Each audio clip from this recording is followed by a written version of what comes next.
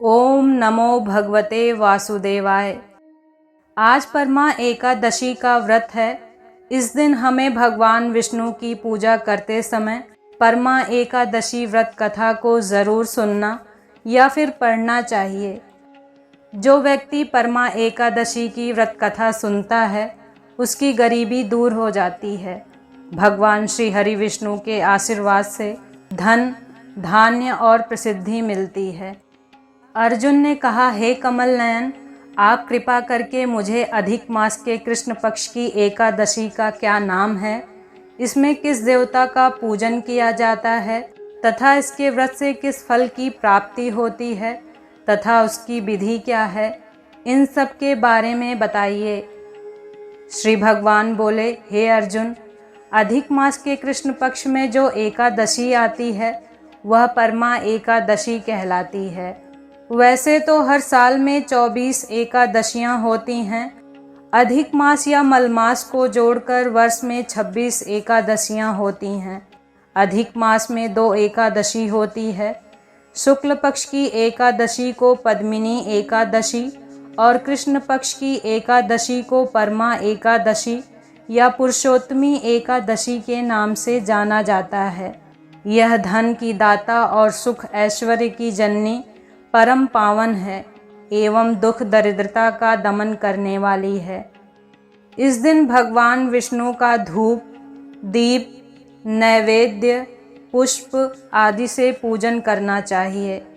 दोस्तों, कथा शुरू करने से पहले आपसे निवेदन है कि आप चैनल को सब्सक्राइब कर लें और कमेंट में ओम नमो भगवते वासुदेवाय ज़रूर लिखें। तो चलिए हम इस सुंदर और अति फलदायी कथा का श्रवण करते हैं। धार्मिक मान्यता के अनुसार भगवान श्री कृष्ण ने अर्जुन को परमा एकादशी व्रत का महत्व और कथा का वर्णन सुनाया। भगवान बोले, एकादशी की पावन कथा जो कि महर्षियों के साथ काम्पिल्य नगरी में हुई थी वह मैं तुमसे कहता हूँ, ध्यानपूर्वक इसका श्रवण करो।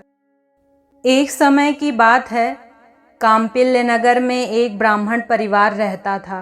परिवार के मुखिया का नाम सुमेधा था। सुमेधा और उसकी पत्नी हमेशा धर्म कार्य में लगे रहते। सुमेधा की पत्नी एक पतिव्रता स्त्री थी। वह अपने अतिथियों का सत्कार सेवा भाव से करती। जो भी उसके द्वार पर आता वह उसका आदर सत्कार निस्वार्थ भाव से करती। स्वयं भूखे रहकर अतिथियों को भोजन कराती थी, लेकिन पति से कभी किसी वस्तु की मांग नहीं करती। दोनों पति पत्नी घोर निर्धनता का जीवन व्यतीत कर रहे थे। एक दिन सुमेधा ने अपनी पत्नी से कहा, जब मैं धनवानों से धन की याचना करता हूँ तो वह मुझे मना कर देते हैं। इसलिए धन कमाने के लिए मुझे परदेश जाना होगा। यहाँ पर रहकर जितना धन मिलता है उससे परिवार चलाना काफ़ी मुश्किल है। इसलिए यदि तुम्हारी सहमति हो तो मैं परदेश जाकर कुछ काम करूं। ब्राह्मण की पत्नी ने कहा, मनुष्य जो कुछ पाता है वह अपने भाग्य और कर्म से ही पाता है। हमें पूर्व जन्म के कर्मानुसार उसके फलस्वरूप ही यह गरीबी मिली है। अतः यहीं रहकर कर्म कीजिए, जो प्रभु की इच्छा होगी वही होगा। पत्नी की बात मानकर सुमेधा ने परदेश जाने का निर्णय छोड़ दिया। एक दिन उसके घर कौंडिन्य ऋषि पधारे। सुमेधा और उसकी पत्नी ने उनका खूब सेवा सत्कार किया। इससे कौंडिन्य ऋषि बहुत खुश हुए। उस दौरान सुमेधा और उसकी पत्नी ने गरीबी दूर करने के लिए उनसे कोई उपाय पूछा। ऋषि ने उन्हें मलमास के कृष्ण पक्ष में आने वाली पुरुषोत्तमी एकादशी करने की प्रेरणा दी। साथ में उनको परमा एकादशी या पुरुषोत्तमी एकादशी व्रत की विधि भी बताई। उन्होंने कहा कि परमा एकादशी का व्रत रखने से पाप मिट जाते हैं, धन और वैभव की प्राप्ति होती है और जीवन के अंत में अच्छी गति मिलती है। धनाधिपति कुबेर ने भी इस एकादशी व्रत का पालन किया था, जिससे प्रसन्न होकर भगवान भोलेनाथ ने उन्हें धनाध्यक्ष का पद प्रदान किया। इतना ही नहीं, इस व्रत को करने से सत्यवादी राजा हरिश्चंद्र को पुत्र, स्त्री और राज्य की प्राप्ति हुई थी।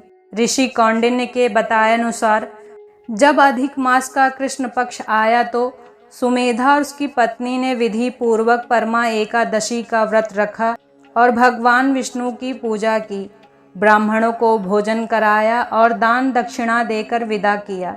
उसके बाद स्वयं भी भोजन करके परमा एकादशी व्रत को पूरा किया। इस व्रत के प्रभाव और भगवान विष्णु की कृपा से ब्राह्मण परिवार की गरीबी दूर हो गई और पृथ्वी पर काफ़ी वर्षों तक सुख भोगने के पश्चात वे पति पत्नी श्री विष्णु के उत्तम लोक को प्रस्थान कर गए। अतः जो कोई मनुष्य इस व्रत कथा को पढ़ता या सुनता है, भगवान विष्णु निश्चित ही उसका कल्याण करते हैं।